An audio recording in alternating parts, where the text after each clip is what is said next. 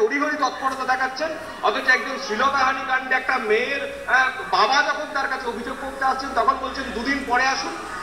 এই যে উপাচার্যের ভূমিকা এবং কালকে রাতে বেরিয়ে যাওয়া, কোথায় যেন একটা পরম্পরা, কোথায় যেন একটা ঘটনা পরম্পরা, পরিকল্পনা, অর্থাৎ শাসক দল, উপাচার্য, সরকার, পুলিশ, প্রশাসন, এটা যেন একটা বাধা অনেকেই মনে করছে, অনেকেই অভিযোগ করছেন। তা না হলে একজন উপাচার্য, তিনি তো একজন শিক্ষাবিদ, তিনি তো রাজনীতির ঊর্ধ্বে, তিনি কেন ছাত্রদের কথা না শুনে, তিনি কেন ছাত্রদের সঙ্গে আলোচনার আরো না চালিয়ে গিয়ে তিনি কেন রাতে পুলিশ ডাকবেন? কেন দিনের বেলা নয়? পুলিশ রাতে ডাকতে হবে কেন? তার কি বাড়ি ভাড়ার তাগিদ অনেক বেশি ছাত্রদের সমস্যার সমাধান না করে? যাদবপুর বিশ্ববিদ্যালয় ঘেরাও কোনো সমস্যার সমাধান নয়, কিন্তু যাদবপুর বিশ্ববিদ্যালয় ঘেরাও তো নতুনও নয়, 50 ঘন্টা ঘেরাও হয়েছে, উপাচার্য ঘেরাও হয়েছে, প্রতি ক্ষেত্রে উপাচার্য কর্তৃপক্ষ অনড় থেকেছে। সেখানে কেন রাত বিরেতে 10টার সময় বা তারপরে পুলিশ ডাকা হবে? কেন পুলিশ এসে অরবিন্দ ভবনের লাইট নিভিয়ে দেবে? কেন পুলিশ এসে উপাচার্যকে আগে বের করে দিয়ে তারপরে ছাত্রদের উপর লাঠি চালাবে? কেন উপাচার্যের সামনে নয়? কেন উপাচার্য সামনে, পুলিশের সামনে পুলিশি প্রহরায় ছাত্রদের সঙ্গে বৈঠক করেননি? কেন উপাচার্য পুলিশি প্রহরায় ছাত্রদের সঙ্গে আলোচনা চাননি? তিনি কেন বেরিয়ে গেলেন? যখন বেরিয়ে যাচ্ছেন তখন যার পাশে যারা ঘিরে আছেন, কেন শাসক দলের অনুগামী অধ্যাপকরা, কেন শাসক দলের অনুগামী শিক্ষাকর্মীরা? সুতরাং উপাচার্যের নির্দেশ না হলে পুলিশ যেখানে ঢুকতে পারে না বিশ্ববিদ্যালয়ে, সেখানে উপাচার্য নির্দেশ কেন রাতে দিলেন, তা সবচেয়ে বড় প্রশ্নের মুখে। আর প্রশাসন উপাচার্য বা সরকারের ঢাল হিসেবে ব্যবহৃত হয়, এই অভিযোগ তো নতুন নয়, পুলিশ তাই করেছে। কিন্তু পুলিশ যেভাবে নির্মমভাবে কাল অত্যাচার করেছে, ছাত্রদের উপর লাঠিচার্জ করেছে, এই সাম্প্রতিক অতীতে অবর্ণনীয় ঘটনা।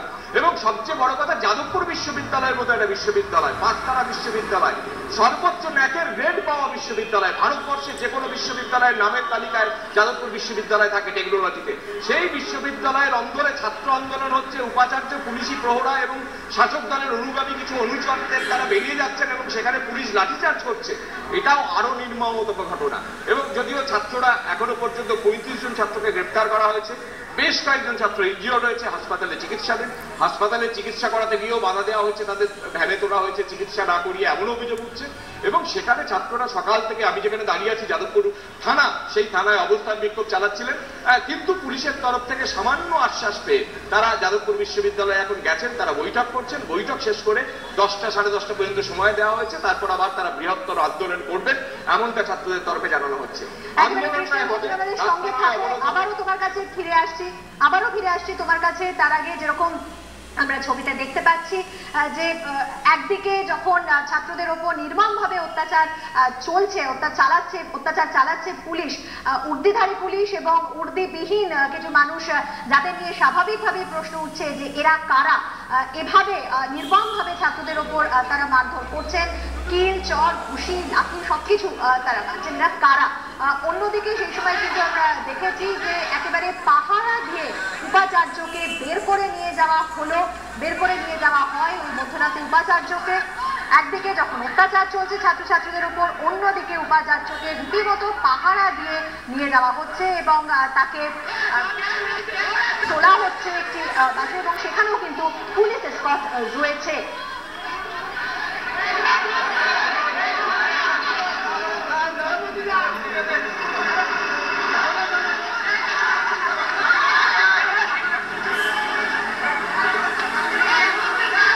হত্যাকাণ্ডে যাদবপুর বিশ্ববিদ্যালয়ের ছাত্রদের অবস্থান বিক্ষোভের মধ্যরাতে পুলিশের নির্মম লাঠিচার্জ, নির্মমভাবে অত্যাচার পুলিশের।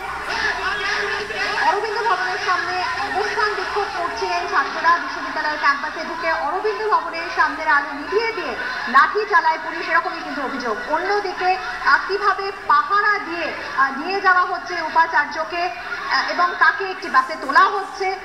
স্বাভাবিকভাবেই যেটা প্রশ্ন উঠছে যে কিভাবে একদিকে যখন নির্মমভাবে পুলিশ মারছে, কিল, চর, লাঠি, নির্মমভাবে অত্যাচার চালাচ্ছে ছাত্রছাত্রীদের ওপর, অন্যদিকে ঠিক সেই সময় কিভাবে একজন উপাচার্য, বিশ্ববিদ্যালয়ের উপাচার্য, তিনি কিভাবে বেরিয়ে যাচ্ছেন এবং একেবারে পরিবেষ্টিত হয়ে তাকে পাহারা দিয়ে নিয়ে যাওয়া হচ্ছে, সেই ছবি কিন্তু স্পষ্ট।